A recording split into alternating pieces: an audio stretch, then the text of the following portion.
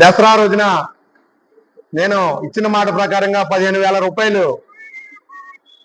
Auto కార్మికులు ప్రతి అకౌంట్లో లైసెన్స్ ఉన్న ప్రతి డ్రైవర్కి వేస్తానని మాట ఇవ్వడం సభలో జరిగింది. ఆ ప్రక్రియగా ఈరోజు ఈ సమావేశంలో తీసుకున్న నిర్ణయాలు దాన్ని స్వాగతిస్తూ మేమందరం కూడా అభినందిస్తూ ఈ సభలో 15,000 రూపాయలే కాదు మొత్తం జీవనోపాధి దెబ్బతిన్నది కాబట్టి ఆటో కార్మికుడికి ఏ సంక్షేమం ఏర్పాటు చేస్తారన్నది 15,000 రూపాయలు రోజుకు వచ్చి సగటు 40 రూపాయలు అయింది.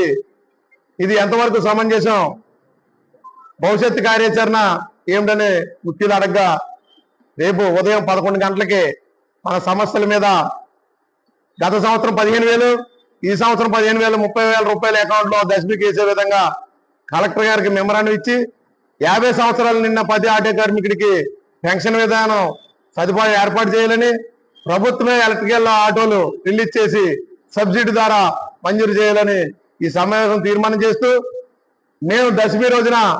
జిల్లా వ్యాప్తంగా ఆటో కార్మికులకు లైసెన్స్ ఉన్న అందరికీ ప్రతి ఒక్కరికి 15,000 రూపాయలు కానీ పడకపోతే మరుక్షణం మరుసటి రోజునే వారంలో మేము జిల్లా వ్యాప్తంగా సమావేశాలు ఏర్పాటు చేసి